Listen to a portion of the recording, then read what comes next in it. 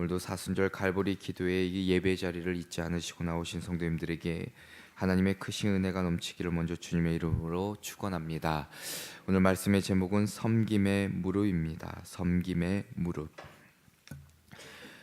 요한복음 13장은 예수님께서 제자들의 발을 씻기시는 사건으로 시작됩니다.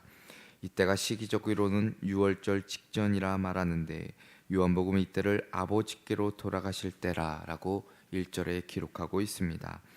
예수님 시대의 팔레스타인 그 지방은 날씨가 매우 건조하였습니다. 거리에는 먼지가 많이 있었습니다. 더구나 사람들은 대개 샌들이나 아니면 맨발로 다니기 일쑤였습니다. 따라서 외출하고 돌아왔을 경우에 발에 쌓인 먼지를 씻지 않으면 안 되었습니다. 그러므로 만찬의 자리에 그 주인이 종으로 하여금 손님의 신을 벗기고 발을 씻어주도록 하는 것은 일반적인 관례였습니다. 본문에서 제자들과 예수님이 그 만찬의 장소에 들어와서 자리에 앉았는데 그 장소에는 종이 따로 없었습니다. 그러니 누구 하나 신을 벗기고 발을 씻길 만한 사람은 있지 않았던 것입니다. 그렇다고 제자들 가운데서 이 일을 자청해서 하는 사람도 없었다는 것입니다. 왜냐하면 손님들의 발을 씻기는 일이라는 것은 유대 사회에서는 종들 가운데서도 가장 낮은 종이 하는 일이었기 때문입니다. 발을 씻기는 일은 고대 히브리 사회에서 매우 천한 것으로 여겼기에 히브리 노예들조차도 이 일을 꺼려했습니다. 그렇게 좋아하지 않았던 것입니다. 그렇기에 이런 일들은 항상 이방인 노예들에게 맡겨졌다는 것입니다. 근데 그 관행과 반대로 스승 되시는 예수님께서 제자들의 발을 씻기고 계십니다. 이것은 크게 두 가지의 의미를 담고 있습니다. 그 중에 하나는 예수님의 겸손함을 보여주시고 있다는 겁니다. 즉 존귀하신 하나님의 아들의 신분에서 마침내 십자가의 대속의 죽음을 당하게 되기까지 낮아지신 그리스도의 구속 사역을 상징하기도 합니다. 그래서 빌립보서 2장 6절부터 8절에 보면 이렇게 기록합니다. 근본 하나님의 본체시나 하나님과 동등됨을 취할 것으로 여기지 아니하시고 오히려 자기를 비워 종의 형체를 가지사 사람들과 같이 되셨고 사람의 모양으로 나타나사 자기를 낮추시고 죽기까지 복종하셨으니 곧 십자가의 죽으심이라. 십자가의 그 사건을 통해 겸손함의 극치를 보여주신 예수님의 모습을 오늘 본문을 통해 또한 보게 됩니다.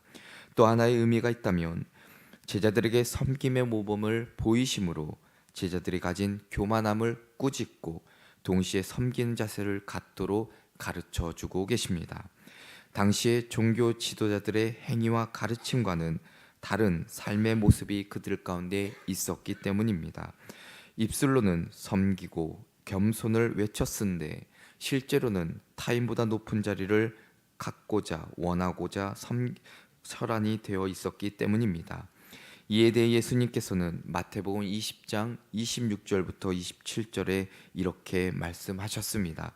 너희 중에는 그렇지 않아야 하나니 너희 중에 누구든지 크고자 하는 자는 너희를 섬기는 자가 되어야 하고 너희 중에 누구든지 으뜸이 되고자 하는 자는 너희의 종이 되어야 하리라 라고 분명히 가르쳐 주셨습니다. 신실한 그리스도인이라 자처하는 자들까지도 자기의 과신해지는 자기의 우월감 그리고 때로는 교만한 모습을 갖고 있다는 사실을 깨닫게 하십니다. 마가복음 10장 45절에도 보면 인자가 온 것은 섬김을 받으려 함이 아니고 도리어 섬기려 하고 자기 목숨을 많은 사람의 대속물로 주려 함이라 라고 기록하고 있습니다. 오늘 본문 말씀을 통해서 우리에게 깨닫게 하시는 것은 무엇인지 사순절 기간에 예수님의 섬김이 우리에게 가르치고 있는 것은 무엇인지를 함께 나누고 기도의 제목을 삼고자 합니다.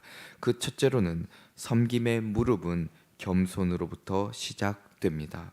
섬김의 무릎은 겸손으로부터 시작됩니다. 제자들의 발을 씻기시고 그리고 가룟 유다의 배반도 이미 알고 계시고 예고하신 예수님께서는 제자들에게 자신의 행동에 담긴 의미를 가르쳐 주십니다. 예수님의 그 모범을 통해 보이신 겸손이라는 것은 상대적인 차원을 넘어 전적으로 상대방을 섬기며 희생하는 절대적인 차원의 의미를 담고 있습니다. 예수님은 이러한 의미의 겸손을 가진 자라야 전국의 시민, 하나님의 자녀로서의 합당한 자임을 강조하고 계십니다. 오늘날 우리의 삶을 보면 나의 유익과 때로는 만족을 위해서라면 겉으로 겸손을 가장하고 온갖 수단을 가리지 않는 안타까운 모습을 보게 될 때가 있습니다. 주님의 그 섬김을 겸손을 본받지 않으면 진정한 예수님의 제자라 말할 수 없습니다.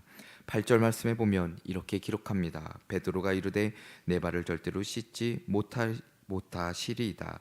예수님께서 대답하시되 내가 너를 씻어주지 아니하면 내가 나와 상관이 없느니라. 겸손이 무엇입니까? 하나님께서 천지 만물을 창조하시고 다스리시는 만유의 통치자가 되신다는 그 사실과 그의 피조물 가운데 하나인 우리의 인생은 참으로 아무것도 아니고 아무것도 할 수 없다는 것을 깊이 깨달으면서 오는 것입니다.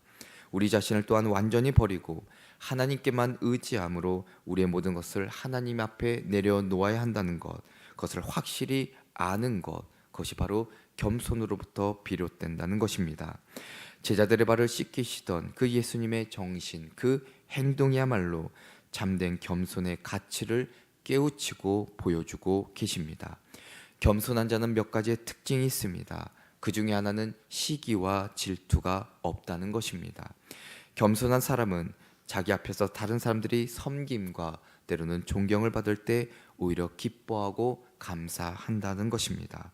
또 하나의 특징이 있다면 겸손한 사람은 회개를 한다는 것입니다. 회개하는 자라는 것입니다. 바리새인들은 스스로 가장 거룩한 자처럼 여겼으나 회개가 없는 가장 교만한 사람들임을 우리는 성경을 통해 보게 됩니다.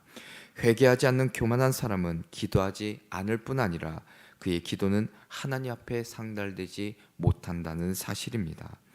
또한 겸손한 자는 구원받은 죄인임을 깨닫는 자입니다. 하나님의 은혜 가운데 죄인임을 깨닫게 될 때에 겸손이 생길 수 있다는 것입니다. 그래서 영국의 성직자인 제레미 테일러라는 사람이 회개는 하나님께서 인간에게 주신 가장 위대한 축복이라고 말하기도 합니다. 그리고 키에르케고르의 철학자는 회개에 대해서 그리스도인이란 죄를 짓지 않는 존재가 아니라 죄를 지어도 회개하고 그 자리에 계속 머물러 있지 않는 자이다 라고도 말합니다.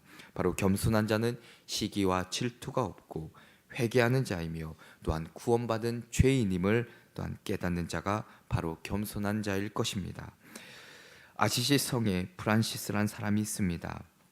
이 사람에게는 참 많은 일화가 있는데 전설 같은 이야기 중에 하나입니다. 그가 젊었을 때에 매우 부유하였는데 무엇이든 간에 최고급이 아니면 그가 만족할 수 없었던 삶을 살았던 적이 있습니다. 그런데 그는 늘 불안으로 그의 영혼은 평안함이 없었다는 겁니다. 어느 날 그가 홀로 말을 타고 외곽으로 달려나갈 때 말을 달리고 있는 그 길 가운데 한 사람의 나병 환자를 만나게 됩니다. 그 나병 환자는 온몸이 문드러지고 몸서리가 날 만큼 무서운 모습을 하고 있었습니다. 평상시라면 아주 까다로운 성미의 이 프란시스는 인간이라고 생각할 수 없으리만큼 일그러지고 그 소름 끼치는 나병 환자를 보고 무서워했을 것입니다. 그리고 뒤로 물러서고 말았을 것입니다. 그런데 그때에 그 마음속에 무엇인가 그를 움직였다는 것입니다. 그리고 그는 말에서 내려 본능적으로 그 두 팔로 그 나병 환자를 껴안았습니다. 그렇게 했더니 그 나병 환자를 껴안는 그 순간에 그 나병 환자가 예수님의 모습으로 변했다는 것입니다. 스스로 겸손의 자리로 낮아지신 예수님의 그 모습을 우리가 기억할 때에 어떻게 살아가야 하는지를 우리에게 보여주십니다. 예수님의 십자가의 죽으심, 그분의 겸손으로 우리가 구원을 받았기 때문에 우리의 신앙생활 역시도 우리의 삶 역시도 바로 이 겸손 안에 있어야만 하나님께 영광을 돌리는 삶이 될 것이고 마침내 하나님의 자녀로서 이 세상에서 섬긴 자로 살아가는 은혜를 주신다는 것입니다. 은혜 중에 가장 큰 은혜가 우리가 또한 겸손인 것을 기억할 때에 예수님이 우리에게 몸소 보여주신 그 섬김의 삶을 살아가는 은혜가 오늘 저와 여러분의 삶 가운데 넘치시기를 주님의 이름으로 축원합니다. 둘째로는 섬김의 무릎은 사랑의 끝을 보여줍니다. 사랑의 끝을 보여줍니다.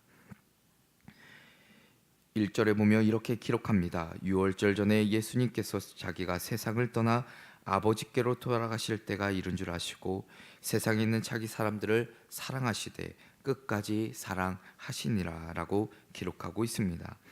예수님께서는 당신의 백성들을 사랑하셨기에 그 십자가의 죽음을 앞에 두고서도 먼저 사랑을 이야기하고 계십니다.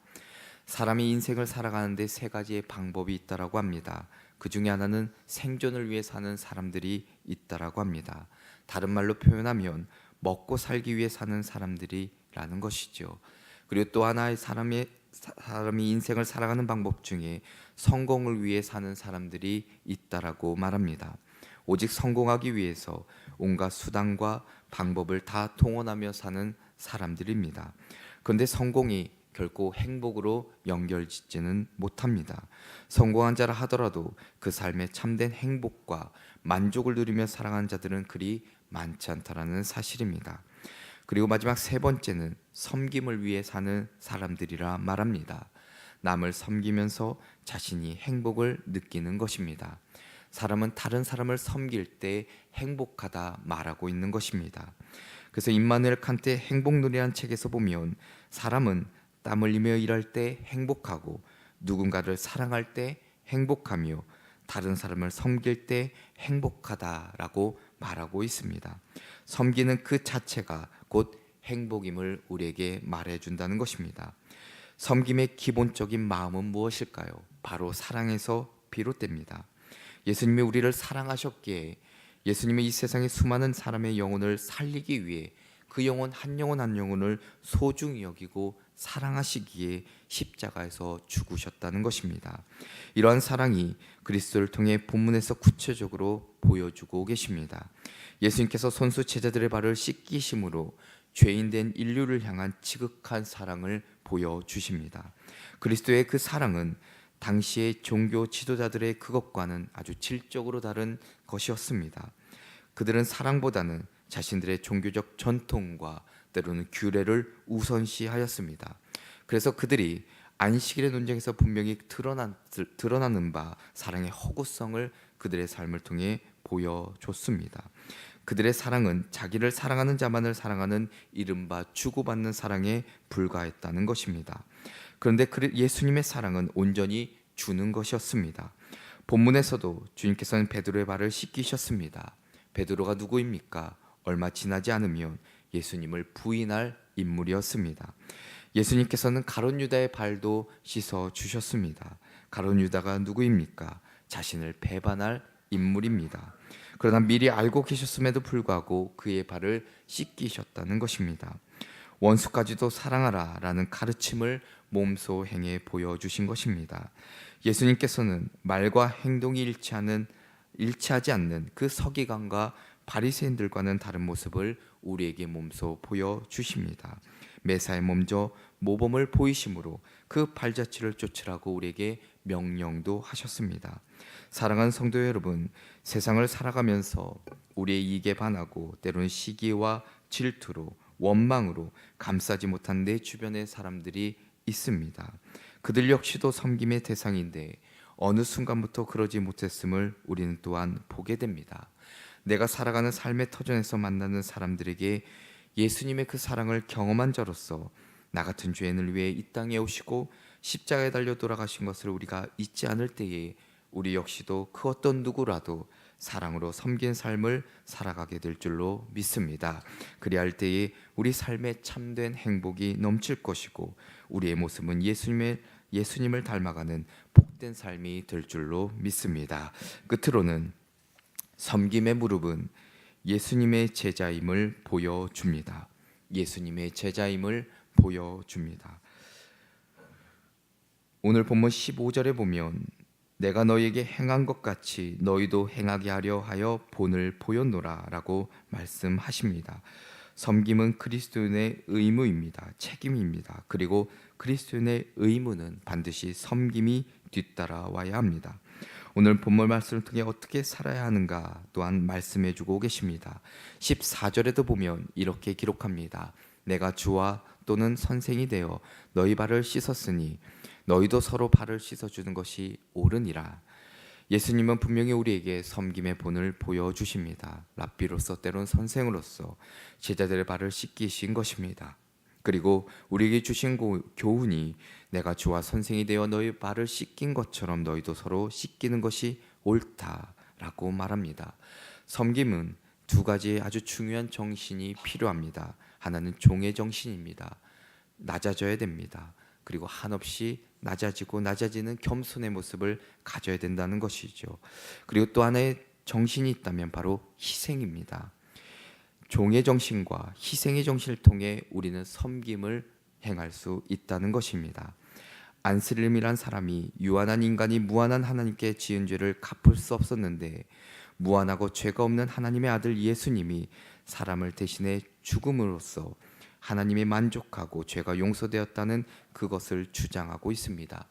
예수님의 대속에도 불구하고 인간이 계속적으로 저지른 죄에 대해서는 철저하게 책임지고 회개하고 그리고 죽기까지 헌신과 섬김의 삶을 살아야 한다라고 말하고 있습니다. 우리가 흔히 잘 아는 동물 중에 낙타가 있습니다. 낙타는 하루를 시작하고 마칠 때마다 주인 앞에 무릎을 꿇는다고 합니다. 하루를 보내고 일을 끝마칠 시간이 되면 낙타는 주인 앞에 무릎을 꿇고 등에 있는 짐이 내려지길 기다리곤 합니다. 그리고 또 새날이 밝으면 또다시 주인 앞에 무릎을 꿇고 주인이 얹어주는 짐을 짊어진다고 합니다. 주인은 낙타의 사정을 너무나도 잘 압니다. 그렇기 때문에 낙타가 짊어질 수 있는 만큼만 짐을 얹어준다고 합니다. 낙타는 주인이 얹어주는 그 짐을 마다하지 않습니다. 그리고 그 짐은 낙타 자신의 존재 가치를 보여줄 뿐만 아니라 이를 다 마친 후에는 주인의 손에 의해 내려질 짐이기 때문에 하루를 시작하고 마칠 때마다 주인 앞에 무릎을 꿇는 낙타라는 그 모습을 우리에게 보여주고 있습니다. 자신의 본분을 잊지 않고 주인 앞에 무릎을 꿇는 모습, 매일 자신의 의무를 기꺼이 행하는 모습, 아무 불평 없이 지고 가는 모습에서 진정한 겸손이 무엇인지를 이 이야기를 통해 깨닫게 하십니다. 낙타만이 주인이 있는 것이 아닙니다. 우리에게도 동일하게 주인이 있습니다. 성경은 바로 그 주인이 하나님이심을, 예수 그리스도임을 알려주십니다. 주인 되신 하나님은 우리의 형편과 사정을 누구보다도 잘 알고 계십니다. 그리고 내가 짊어질 수 있을 만큼 내게 짐을 얹어주십니다. 낙타와 같이 겸손한 마음으로 우리는 그 짐을 짊어져야 된다는 것입니다. 섬김의 삶을 명령하셨으니 우리 역시도 그렇게 살아가야 한다는 것입니다. 더 나아가 예수님의 피로 값주고 사신 예수님의 그 몸인 교회를 또한 우리에게 맡겨주셨습니다. 성도들이 섬기고 지키고 사랑해야 한다는 것입니다. 세상의 교회를 향하여 때로는 비난하고 공격한다 할지라도 우리는 또한 교회를 지키며 섬기는 희생의 정신을 우리는 또한 가져야 된다는 것입니다. 교회를 섬기는 것이 곧 하나님을 섬기는 것이고 예수님의 제자임을 증거하는 삶이라 우리는 말할 수 있기 때문입니다. 사랑하는 성도 여러분, 예수님이 보여주신 그 희생의 정신, 그 섬김의 자세를 가지고 살아갈 때에 오늘 하루도 우리에게 주시는 은혜와 또한 위로하심과 십자가의 그 사랑, 그 축복이 우리 삶 가운데 넘치게 되기를 주님의 이름으로 간절히 축원합니다. 기도하겠습니다. 참 고마우신 하나님 아버지 감사합니다. 오늘도 사순절 갈보리 기도회로 주님의 전에 나와 하나님 앞에 예배하게 해주신 그 은혜에 감사를 드립니다. 오늘 말씀을 통해 예수님께서 무릎을 꿇고 제자들의 발을 씻기신 그 섬김의 모습, 겸손한 모습을 우리에게 보여주셨으니 우리 역시도 예수님의 모습을 닮아 섬기고 겸손한 자의 삶으로 살아가는 은혜를 허락하여 주옵소서. 하나님, 또한 우리가 겸손한 삶을 살아갈 때 이 세상은 우리가 예수님의 제자임을, 하나님의 자녀임을 또한 깨달아 알게 하여 주시고, 혹여나 우리가 살아갈 때 세상에 품지 못하고 미워하고 원망했던 자들도 예수님이 우리를 위해 십자가에 달리신 그 사랑을 기억하며 그들도 품고 기도하는 섬기는 저희들 되게 하여 주옵소서. 하나님, 또한 오늘도 주님 전에 나오며 빈손으로 나오지 아니하고 간절한 기도 제물 담아 11조와 감사의 물 1,000번제로 드리는 손길들이 있습니다. 드린 손길들마다 하나님께서 풍족히 채우신 은혜를 허락하여 주시고 늘 그들의 삶을 인도하여 주옵소서. 주 예수 그리스도의 이름으로 기도합니다. 아멘.